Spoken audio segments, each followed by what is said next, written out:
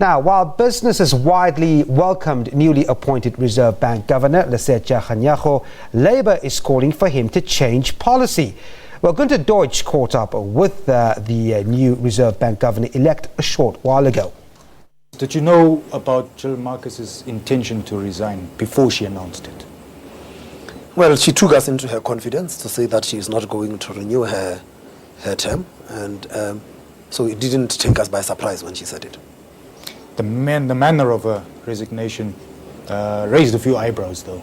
Ms. Marcus didn't resign. Ms. Marcus indicated that she is not going to renew her term when it expires in November. Why did it take so long for you to be announced? There was quite a bit of, shall we call it, uncertainty in the markets during the period in between. And people were getting a little bit worried about it. Well, it is the president who makes the appointment, and I think that yesterday he explained himself. There is a process that he had to go through. The Act, South African Reserve Bank Act, requires him to have consultation with the board and with the Minister of Finance before he can make up a decision. Neo-leftist politicians are not happy about your appointment, saying you're a neoliberal capitalist and you will espouse conservative policies that have caused disaster. What is your response? The South African Reserve Bank is a creature of the Constitution. The Constitution is very clear about what the primary object of the Reserve Bank is. It says that the primary object of the Reserve Bank is to protect the value of the currency in the interest of balanced and sustainable growth in the Republic. That is what the Constitution tasks the Reserve Bank to do. And it is a mandate that, according to the Constitution, we must pursue without fear, favor, or prejudice. That is what guides us. That mandate, can you explain it to us in layman's terms, please? Make it simple to understand. What is the Reserve Bank there to do, besides just setting interest rates? As I said, interest rates are a tool. The primary object is to protect the value of the currency in the interest of balanced and sustainable growth. So what does it mean, protecting the value of the currency? What it means is that we protect the value of the rand in your pocket. Your rand today must be able to buy the same basket of goods tomorrow. And if it doesn't buy the same basket of goods because the price of those goods is rising fast, then the value of the currency is getting eroded. When you have that generalized rise in prices, you end up with a situation where the currency is not just losing value, but it actually hits the society at different levels. And the people most affected are actually the poor, the poorest of the poor. Those on fixed income, because as prices go up, they do not see an adjustment in their income, and that becomes a problem. Now, in executing that mandate of protecting the value of the currency, the Constitution is also very clear. It says you must do that in the interest of balanced and sustainable growth. Growth can be said to be balanced or sustainable if inflation is running out of control. Growth could not be said to be balanced and sustainable if you are experiencing an external imbalance, again, the current account deficit. So the Constitution, the authors of our Constitution were very clear when they wrote that particular section of the Constitution, and I do not think that it needs further elaboration. Technically, what does that mean in terms of executing the mandate? What tools are at your disposal? Are they enough? Or would you like more? Well, two things. 3 years ago, the Minister of Finance wrote to the Reserve Bank and also asked the Reserve Bank to take into account the issue of financial stability. Gave the Reserve Bank an explicit financial stability mandate. Now, the tools for monetary policy are very clear. The monetary policy anchor is the inflation rate. The government sets the target, that the target is 3 to 6. The task of the Reserve Bank is to use instruments at its disposal independently to make sure that the target is actually met.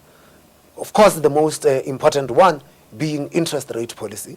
That is what everyone talks about, because that is what affects everyone. It regulates the price of credit, and the price of credit is then anchored around the policy rate. The financial stability mandate is a little bit more complex. And the reason it's a little bit more complex is that it doesn't have one anchor. And actually, when you look at the academic literature and you say, what is the financial stability? How do we know that we have financial stability? You can go through all the literature. I can sum it in a very simple way. They all come to the conclusion that says that financial stability is when you do not have financial instability, which then means that you need to have lots of tools in your toolbox to pursue your financial stability mandate. And the tools vary from loan to value ratios, it varies to credit to GDP ratios, and all of that stuff. And you monitor all of these things, and then you say, what are the appropriate tools at which time of the business cycle? So the financial stability mandate becomes a little bit complex. It's a variety of tools, lots of tools. But the interesting thing here is that most central banks, if not all central banks in the world, are all grappling with what tools to use at which time of the business cycle or the financial cycle in order to make sure that financial imbalances do not arise in the system. How do we see these tools being implemented in the public sphere? The interest rate tool is very obvious. Yeah. But what about the others? Well, the financial stability mandate is with the Reserve Bank. Then it means that the Reserve Bank has to be availed with tools. We do have tools in our tool sets, and those tools will normally be with what we would call the micro-prudential supervisor. In the South African context, for example, the registrar of banks. And it is executed through directives. It's executed through the regulations that the registrar of banks would have. And in the new Twin Peaks environment, those tools will in the main be with the prudential authority.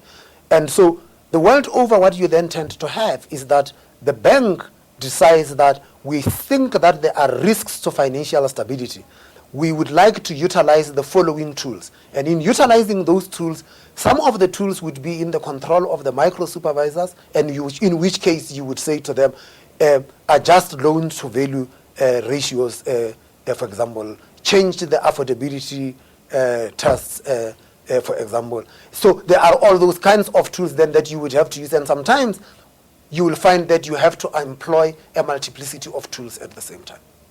The last thing I want to ask you about is the independence of the bank. It's inevitable that you have to deal with political leaders. And it is inevitable that you have to coordinate with the political regime. How then do you safeguard against interference when you have to work together? South Africa is very fortunate. In all the years that I had been involved in macroeconomic policy, I can't think of a single politician who tried to interfere with the independence of the Reserve Bank. And even in the 3 years that I had been in the Reserve Bank, I have never felt that there had been any political pressure to bear on us. But remember what the Constitution says. It says you must act independently without fear, favor, or prejudice. That means that we must also resist pressure, whether it comes from business or from labor or it comes from anybody, and make sure that we pursue our mandate as enshrined in the Constitution of the Republic of South Africa.